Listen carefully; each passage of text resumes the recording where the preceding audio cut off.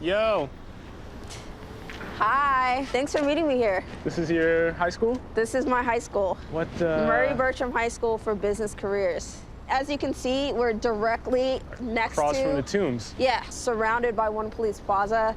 So Bertram is viewed as one of the worst schools in the city. Like, I had to kind of join an elite group within this high school to stay afloat. It just felt like most of the time I was trying to survive. Our meritocracy, because it's based on competition, worships superiority rather than excellence. Certain people get to start way farther ahead. I feel like for so much of my education in childhood, it was just like studying hard for tests specifically to prove that I'm good enough through tests. Education is supposed to be an equalizer. It is built on the meritocratic belief that effort and ability are the keys to success. But is that really all it takes to be successful in school? What about opportunity and access?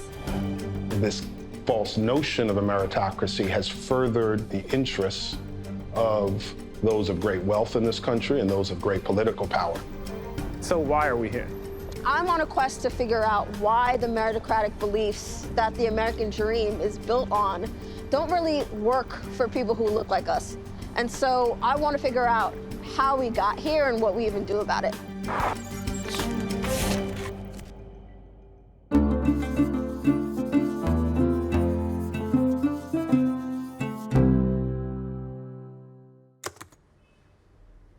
Halls of Hell at New York's worst high school. This is a headline about my high school, published in March 2012. This headline is super dramatic. Just a little dramatic. How did you end up at Murray Bertram in the first place? So I had a pretty high GPA in middle school. It was a selective middle school that I had to test to get into. But in New York City, you basically rank what high schools you'd be interested in going to, and not a single school selected me. I got a call instead from like the Department of Ed saying, hey, you gotta go to second round. And that's something you don't wanna do, because second round, what they did was they handed you a list of high schools and said, these are the places that have room. And when you look at that list, it's basically a list of schools that were considered failing schools, schools that were plagued by violence, just under-resourced. And so I looked at the list and was like, I'm gonna make a choice based off of what's less bad. That's just crazy though. That's like med school. You shouldn't have to match for high school. Yeah, it's bad. Or middle school. I mean, Yeah. that was completely the idea of in elementary school having to test into a competitive middle school. It's completely not on my radar. Exactly. So the reason why I have you here today is because I'm exploring this question of, is meritocracy a myth? Here we have a game called Rigged, and I think this can help us illustrate whether it's just ability and effort that allows you to get successful. The object of the game is to get to Glad You Asked University. Look how beautiful that is. There are two different sides to the board game. So we have Pleasantville on that end, and then we have Smallville over here.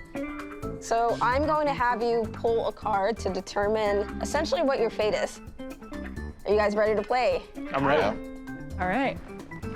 My card says, home. You come from a two-parent, middle-class household. Action. Move 2 steps forward at Pleasantville. Your mom is a food service worker and your dad is a cab driver. Go start at Smallville. You come from a low-income household, and I start from the start at Smallville. Both of my parents are lawyers, and guess how far I get to move on this path? I get to move 5 steps forward at Pleasantville. 1, 2, 3, 4, 5. You've been selected for the honor roll. Advance 3 steps. So you got an opportunity. You have won a scholarship for being Athlete of the Year. You gotta be kidding me.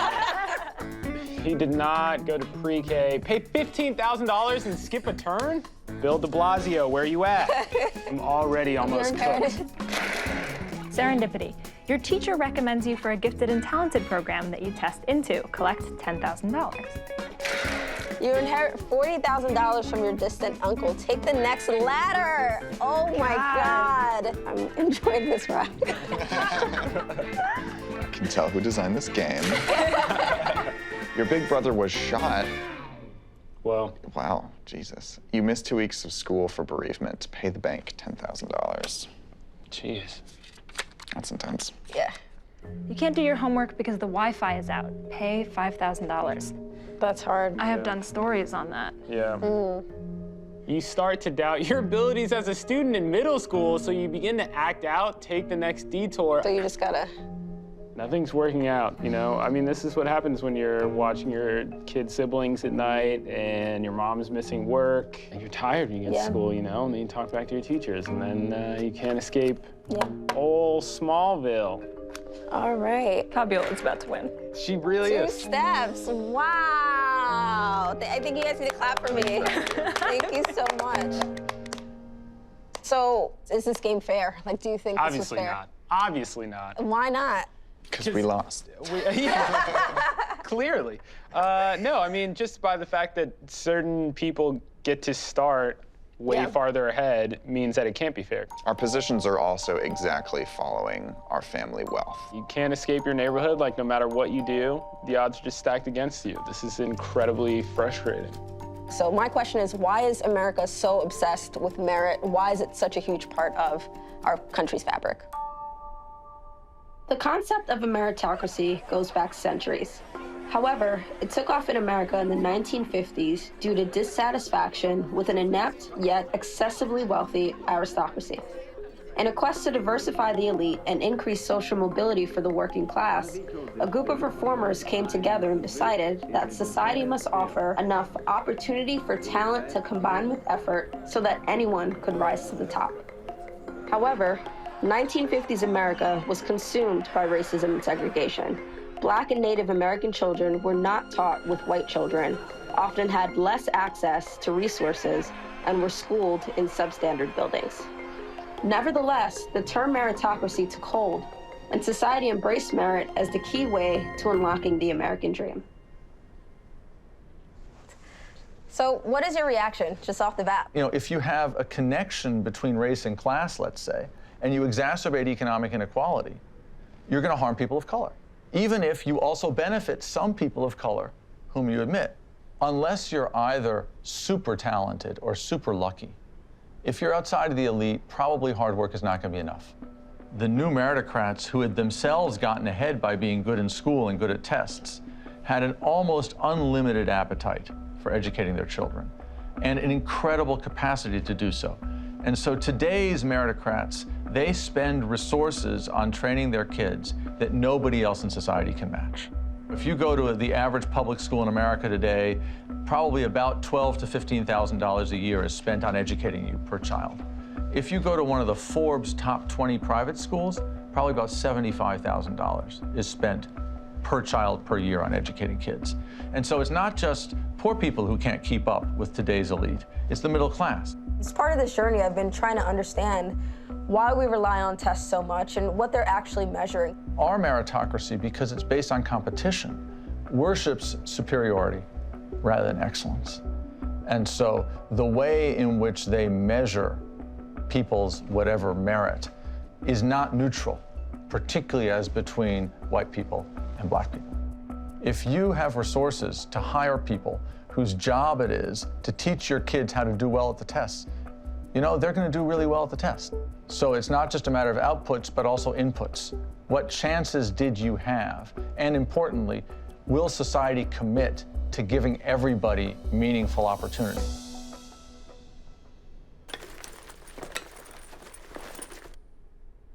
How many tests do you think the average American kid takes between grades K through 12? Well, I have a terrible memory, but it makes sense to me that we probably took maybe 2 a year. So from pre-K to senior year, it would have been 28. Ooh, okay, good guess. But I regret to say that it is not that. It's actually 112. No way. Yeah. Test taking is a specific skill that is not like anything else we do in our lives, and I really question how much it transfers to actual things you need to succeed as an adult. So I want to explore the tests that we took growing up. I feel like this one gets overlooked because it's not mandatory, but G&T, gifted and talented, are you familiar with that? I am. acronym? Yeah, I mean, we didn't call it that in Arizona, though. We had a program in elementary school called Project Potential. These names are so bad. Like, as I'm older, thinking about these names, I'm like, they weren't trying to hide what their motives were. No. Like, it's like, this is what it is. Yeah, the teacher would refer certain students for testing. Which in retrospect gives a lot of power to that teacher. You're right. A 2016 study found that a teacher's race and racial bias consistently affected how they interpreted their students' behaviors or abilities and who they would recommend for a gifted program. Additionally, Black students are more likely than their white peers to receive suspensions, be excluded for greater periods of time, and be disciplined for less serious offenses. And we see the same kind of bias in testing with the SHSAT. In New York City, the SHSAT was the test that you had to take in order to get into a specialized high school. If you can't pass this test, sorry, you can't go to one of these top schools. So Stuyvesant, New York City's most selective public school, in 2019, out of a class of almost 900 students, only 7 Black kids got in. In 2019, the New York City Independent Budget Office simulated what offers to the incoming 9th grade class would have looked like if admissions were based on students' ranking in the top 7% of their middle school instead of their ranking on the SHSAT. The report found that about 19% of admissions offers would have gone to Black students and about 27% would have gone to Hispanic students compared to the actual 4% and 6% respectively. It seems like testing doesn't happen in a bubble, right? It depends on how much money your parents have. It depends on where you live. All of these things impact what kinds of resources you're able to access inside and outside of the classrooms. And I think the one that hasn't really entered our conversation yet is the SAT. Ah, yes. Yeah. Did you know that the SAT was founded by a guy who supported the eugenics movement? No, that's deeply disturbing. Yeah, it's very disturbing.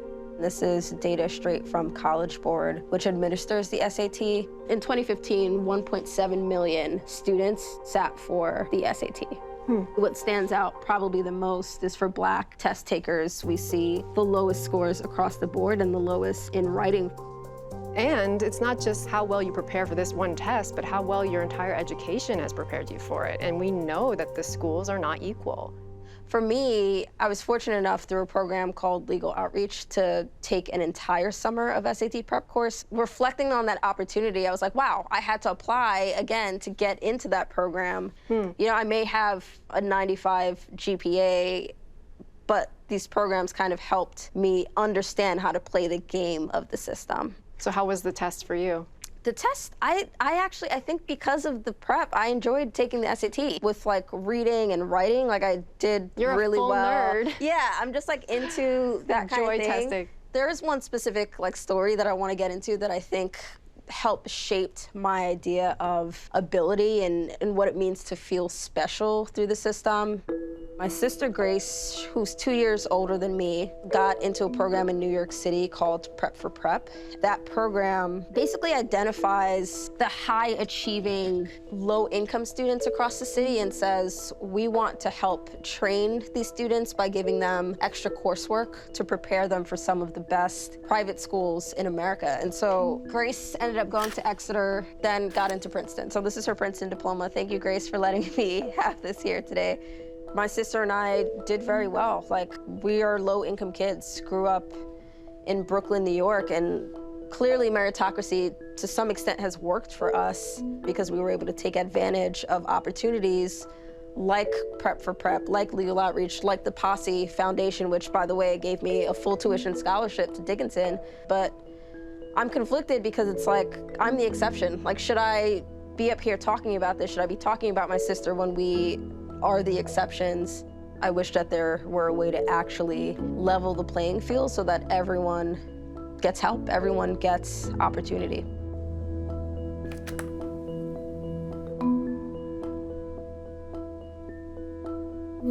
Hey, sis. Hey, sister. What's going on? Nothing much, just calling you as I work through this episode. Thank you again for letting me use your diplomas. As I'm working on this episode, I'm conflicted, right? Because it's worked out for us. It's helped a lot of people in our family, but at the same time, meritocracy has kept a lot of people back. Poor people, Black and brown people, they're still not getting ahead. Yeah, that's something I think about as well. Our accomplishments are definitely celebrated, but at the same time, they're weaponized and used against people who look like us to pretty much say, if they can do it, why can't you do the same? but they're forgetting the fact that ultimately we always just had to do way more with a lot less. So there's actually an organization, they're called the Brotherhood Sister Soul, and they've been working to level the playing field. They've been giving students more opportunities because they realize that it's just not fair. So I want to try to talk to them. I'm going to reach out and see if they can help me wrap my mind around this. Cool. Let me know how it goes, sis. I will. Thank you. Bye.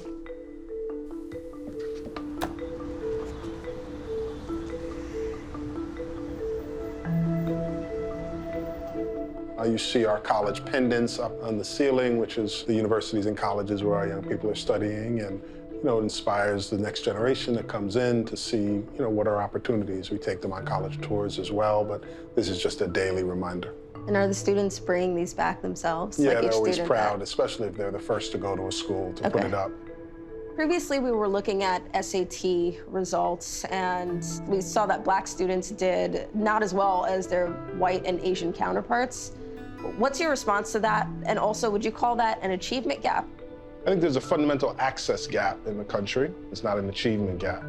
You can't have a country that has 13 generations of slavery when it was illegal to read and write, 4 generations of segregation when the system was, by law, unequal, and 2 generations of legal freedom and expect the playing field to be equal. Until we create a true equal playing field, you will not have equal achievement. And we have to look at access and opportunity. Those are the key inflection points. And I think that's what we have to talk about if we really want an equitable society. When I was in 8th grade, I entered a program called Legal Outreach, but I had to show what my grades were, and you couldn't have below a certain average to be in the program. Can you talk about this idea of cherry picking, and do you have the same kind of philosophy at Brosis? We do no sifting here. What we mean by that is you can have any grade point average and join the organization. I think the role of education should be focused on the development of the whole child. It's really about wraparound support for young people so that they are supported and guided and loved, but that they also have opportunities and access so that they can develop their own agency in life.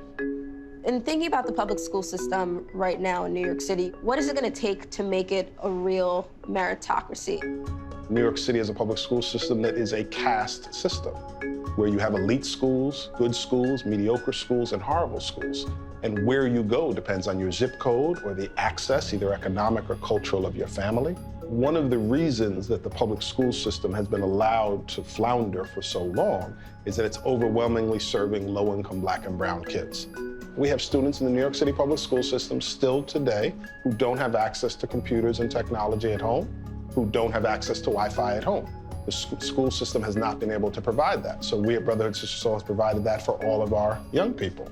So COVID is just accentuating all of these existing realities that were already here. And you see it in the educational system, you see it in the labor force, you see it in the housing situation as well. The nonprofit sector, which is a huge sector in New York, is expected to do the work that government is abdicating. Really, at the end of the day, we have to change the entire narrative of what is acceptable in this country, what true opportunity, equity, and justice looks like.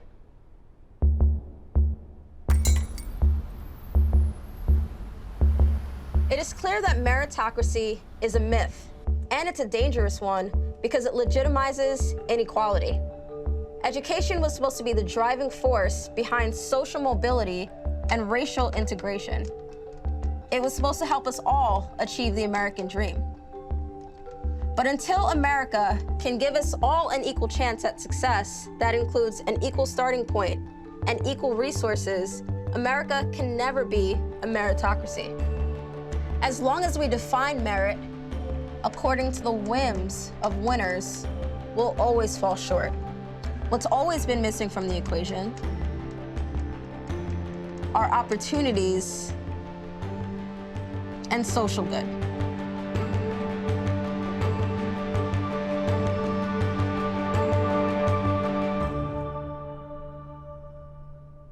Take one, Mark. No such thing as cold. No such thing as cold. Oh my God, I broke it. Oh no. I'm sorry. We have some glue. Did you just collect? You just collected. You're supposed to pay. You just robbed the bank.